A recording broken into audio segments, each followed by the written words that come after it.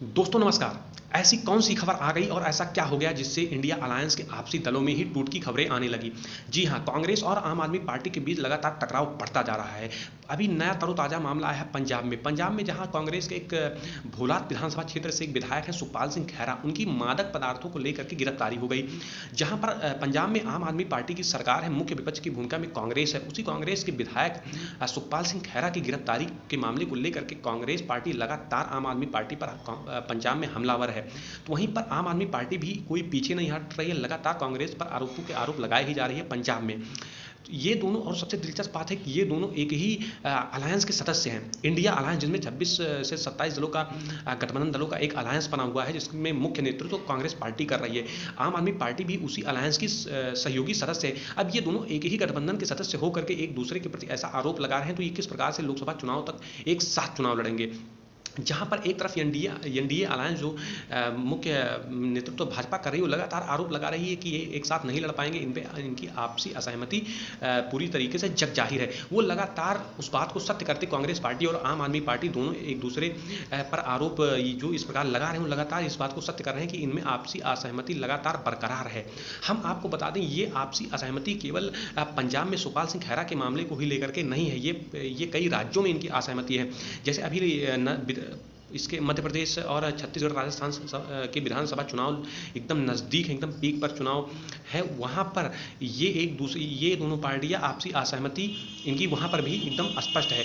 जहाँ पर मध्य प्रदेश और छत्तीसगढ़ में कांग्रेस की स्थिति ठीक ठाक है, उसमें ठीक ठाक भूमिका में चुनाव में फाइट करने का पूरा उम्मीद है कि सत्ता में आने के आसार हैं। तो वहीं पर आम आदमी पार्टी, जहाँ पर कांग्रेस पार्टी के मध्य प्रदेश और छत्तीसगढ़ में सिटिंग एमएलएस हैं, वहाँ पर भी अपने कैंडिडेट उतारने के फुल मूड में। अब भाई, जो दोनों पार्टियां एक ही गठबंधन के सदस्य होकर के ये दोनों एक दूसरे के पैर को, एक दूसरे की जड़ को कैसे काट सकते हैं, जब ये दोनों एक ही इंडिया अलायंस के सदस्य हैं। कहीं ना कहीं आम आदमी पार्टी की जब कैंडिडेट कांग्रेस जहां पर बढ़त बनाते हुए नजर आ रही है, जब वहां पर आम आदमी पार्टी का कैंडिडेट खड़ा हो जाएगा तो कांग्रेस पार्टी का नुकसान होगा और वहां पर फायदा हो जाएगा एनडीए को। इस बात को शायद अभी इंडिया अलायंस के आम आदमी पार्टी और कांग्रेस दोनों इस बात को नहीं समझ रहे हैं, और कांग्रेस बखूबी इस बात को समझती है कि आम आदमी पार्टी के लड़ने से कहीं ना कहीं मध्य प्रदेश और छत्तीसगढ़ में उसी का नुकसान होना है। लेकिन शायद आम आदमी पार्टी की ये विचार है कि अपनी पार्टी का विस्तार करने के लिए, जैसा कि उत्तराखंड और गुजरात में उसका एक छोटा वोट बैंक खड़ा हो चुका है, उसी को लेकर के, उसी को देखते हुए मध्य प्रदेश, राजस्थान और छत्तीसगढ़ में वो अपने पार्टी के विस्तार करने के लिए वो उन प्रदेशों में चुनाव लड़ रही है, और वो कहीं ना कहीं एक बड़ा लक्ष्य लेकर के इस चुनावी मैदान में उतर रही है।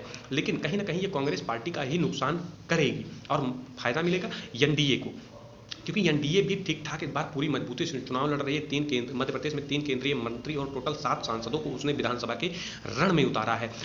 अब हम बात कर लेते हैं राजस्थान और मध्य प्रदेश और छत्तीसगढ़ में। इन तीनों राज्यों में विधानसभा के चुनाव नजदीक है। वहां पर आम आदमी पार्टी अपनी कैंडिडेट खड़ा करेगी, तो कहीं ना कहीं इंडिया अलायंस के ही प्रमुख नेतृत्व करने वाली कांग्रेस पार्टी का ही नुकसान होगा। अब अगर हम बंगाल में की बात कर लें, लोकसभा में विपक्ष के नेता, कांग्रेस पार्टी के विपक्ष के नेता अधीर रंजन चौधरी, जो कि बंगाल से आते हैं, बंगाल में ममता बनर्जी के खिलाफ वो लगातार हमला करते रहते हैं, आरोप लगाते रहते हैं ममता बनर्जी पर। तो एक ही गठबंधन के सदस्य होकर के ये किस प्रकार से इनकी असहमति, चाहे पंजाब हो, चाहे मध्य प्रदेश हो, छत्तीसगढ़ हो, राजस्थान हो, या फिर बंगाल हो, जहां पर ममता बनर्जी और कांग्रेस के बीच लगातार असहमति देखने को मिल रही है, वो लगातार अधीर रंजन चौधरी ममता बनर्जी पर आरोप लगा रहे हैं, चाहे लॉ एंड ऑर्डर को लेकर के हो, चाहे किसी अन्य मुद्दे पर हो, लेकिन ये आरोप लगा रहे हैं। सबसे दिलचस्प बात है कि ये आरोप भी एक ही गठबंधन दल के होकर के आपस में ही लगा रहे हैं, जहां पर ममता बनर्जी भी बंगाल में कांग्रेस और वामपंथी दलों के साथ बिल्कुल चुनाव लड़ने के मूड में नहीं है। ये भी एक बड़ा पॉइंट है कि एक ही सदस्य, ये तीनों एक ही गठबंधन के सदस्य हैं, लेकिन ये तीनों बंगाल में एक साथ चुनाव नहीं लड़ना चाहते हैं। बंगाल में कांग्रेस पार्टी और वामपंथी दल एक साथ विधानसभा चुनाव लड़े। वहीं पर केरल की यदि बात कर लें, तो वही वामपंथी दल और कांग्रेस ही ये केरल में ये दोनों आपस में एक दूसरे के एकदम विपक्ष में है, ये दोनों एक दूसरे के खिलाफ चुनाव लड़ते हैं।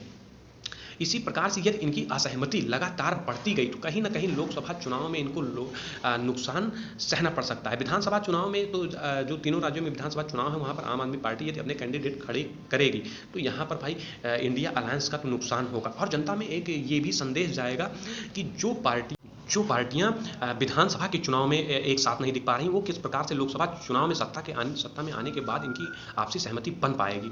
इसलिए कहीं ना कहीं लोग यदि ऐसी ही असहमति इन सभी दलों के बीच नजर आती गई तो कहीं ना कहीं ये लोकसभा चुनाव में सत्ता से बहुत दूर होते नजर आएंगे। इसलिए यदि इनको सत्ता में आना है तो आपसी सहमति और एकजुटता का परिचय जनता में देना होगा, जिससे जनता इन पर एक विश्वास कायम कर सके। इसलिए इनमें आपसी सहमति बनना बहुत ही आवश्यक है, वरना ये चुनाव में सत्ता से काफ़ी दूर होते जाएंगे। तीनों विधानसभा में तो होते जा ही रहे हैं और लोकसभा चुनाव में भी इनको नुकसान का सामना करना पड़ सकता है। इसी प्रकार के चुनावी अपडेट लेने के लिए और राजनीतिक चर्चा में जुड़ने के लिए हमसे अवश्य जुड़ें। नमस्कार।